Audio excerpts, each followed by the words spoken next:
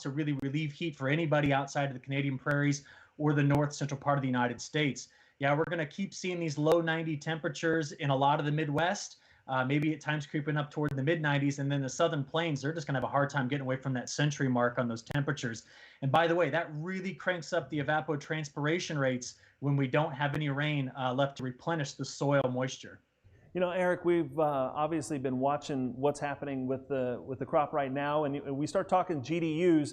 We're in a much different situation and setup than we were a year ago, and as we work toward harvest, that could change the timing of this thing. Absolutely. In fact, I just made a map this morning to kind of answer that question. I compared 2020 to 2019. And over the southeastern United States, they're behind compared to a year ago. But you go from Texas up the Central Plains over to the Great Lakes states, we have made major advancements over where we were last year in terms of the accumulation of those GDUs.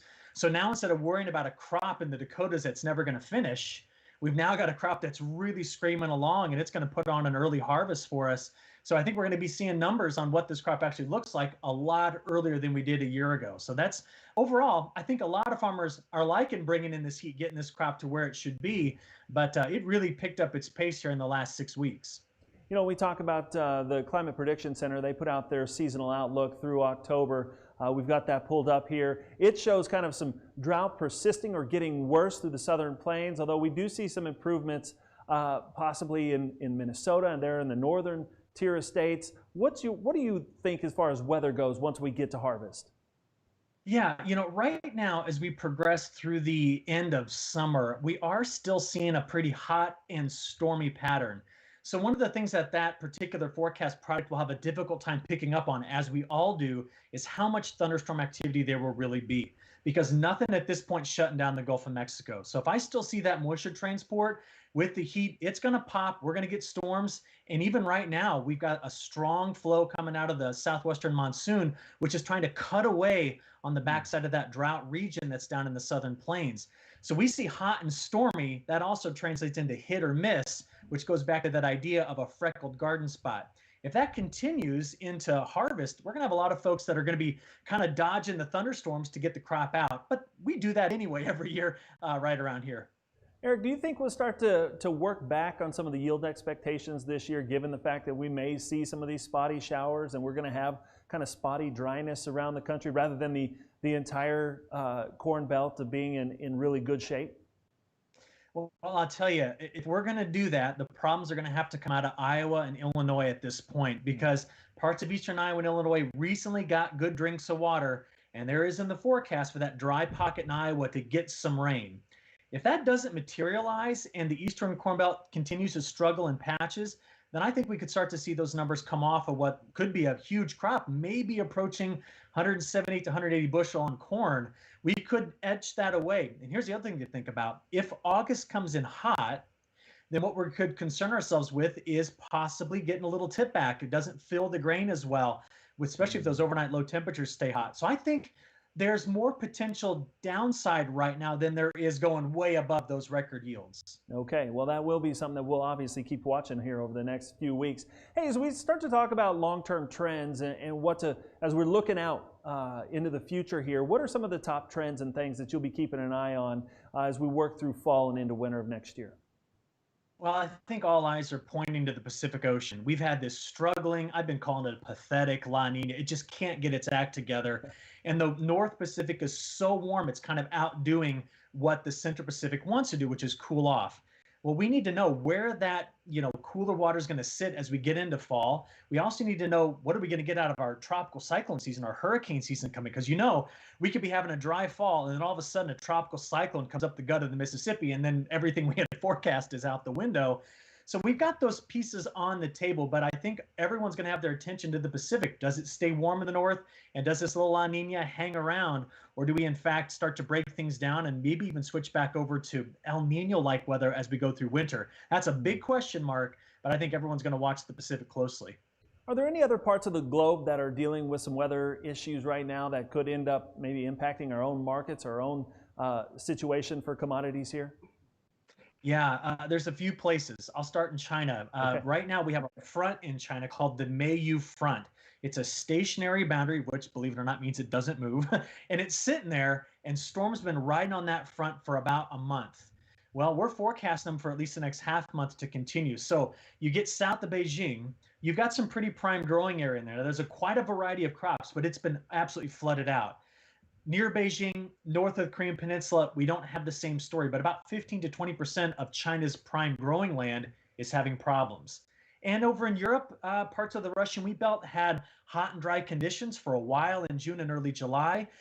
Things have backed off a little bit on the heat, but we're still hearing stories that enough damage was done. And remember, Ukraine went into this growing season with pretty low soil moisture anomalies. In other words, they were dry. So we're not yet getting any major stories out of that area, but it kind of hangs on the knife edge as to whether or not it could go, toward lower trended yields should the weather conditions not play out in August and September. All right. Well, there's so much to keep an eye on. We really appreciate you taking a few moments to share with us here on Farm Journal Live. Eric Snodgrass with Nutrien Ag Solutions. Appreciate the insights as always, Eric. Thank you very much. Yeah, thank you.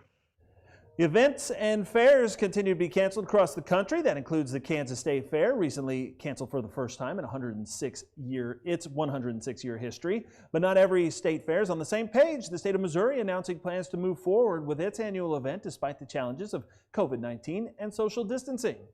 Well, as of right now, the Missouri State Fair is still a go, and leading that charge, we have Mark Wolf. He's the director of the Missouri State Fair. Mark, talk about the decision and where the fair stands right now. Well, as we stand right now, we are moving forward with the 2020 Missouri State Fair, August 13th through the 23rd. Obviously at our fair, the emphasis is on our youth and our agriculture side, and we expect those numbers to be really good. So, at this point, barring any other dramatic changes, we will be moving forward. I mean, so many other of the big fairs around Missouri and different parts of the country have already decided they're not going to have it. How did you go about making the decision to say, you know what, so far, we're just going to keep moving forward? Well, we're different than some other fairs. We are actually a government agency in Missouri, part of the Missouri Department of Agriculture. So the decision to move forward was made by the governor for us. In some cases, in other states, those fairs are 501c3s, different quasi-governmental agencies. And so different decision makers in different locations, but here in Missouri, it's a decision that was made by Governor Parson. Mark Wolf, he's the director of the Missouri State Fair. Mark, you did mention that there will be a few changes this year, given what's going on with COVID-19. What do you expect, or what kind of experience do you expect folks to see when they're there? Well, I think the fair will definitely look a little different. We are not going to be hosting concerts at our grandstand this year. That was one thing that was decided early on. As we move forward, I think there will be other changes, could be additional restrictions, whether it's mask or whatever. I don't know on that as this progresses, but we're still planning at this time to do our tractor pulls. We've got free entertainment around the fairgrounds that at this time we're continuing with. Obviously, as I mentioned, our main focus is our exhibitors, and we are taking entries at this time. So, I think you'll see some things different. We've had some people pull out, maybe a few less vendors than we've had in past years.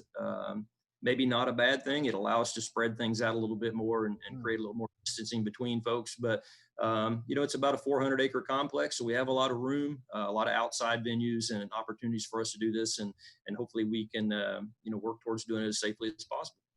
Hey, you mentioned the kids, and obviously as a fair kid myself, it was an important part of my childhood growing up. And talk about the importance of creating and maintaining this opportunity for the kids. Has that been a big part of the focus in the decision? I think it definitely was. We had conversations with Governor Parson early on. He was very emphatic that we needed to work towards that part for sure. We actually discussed options for just doing livestock only versus the other parts of the fair.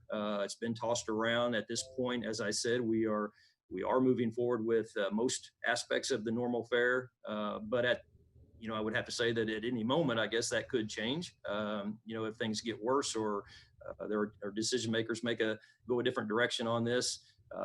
we feel like it is very important. We're an agricultural state. These kids are the future of agriculture. They've worked hard all spring to get ready to show their livestock and do those things and the projects that they've worked on.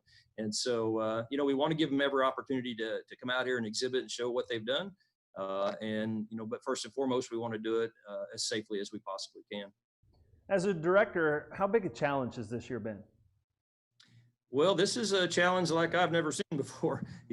I would assume everybody on the planet can look at things that way. None of us have ever been through anything quite like this. So, it's a learning process as we go. I know on our end, a lot of emphasis over the last month, getting ready to deal with really stepping up the things that we do to sanitize and clean. We run crews all the time during the fair anyway, but now we're, looking at things a little differently probably than we have in the past. And I think it's the same for any facility, whether it's a business office or, an arena or a state fairground. So we are working hard on that, working very closely with the folks from DHSS here in Missouri. We have conversations with the folks from SEMA and everybody else about what we should be doing, how we should be doing that. So we've been working on that. And, I think we have a pretty good mitigation plan for how we're going to go through the facility each day and during the day to try to keep things sanitized and clean as possible.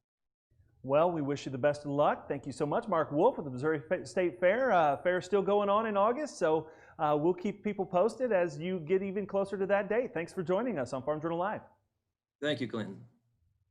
And thanks all of you for joining us for today's Farm Journal Live. Of course, you can check us out on a host of social media platforms, or you can just head on over to agweb.com for the very latest.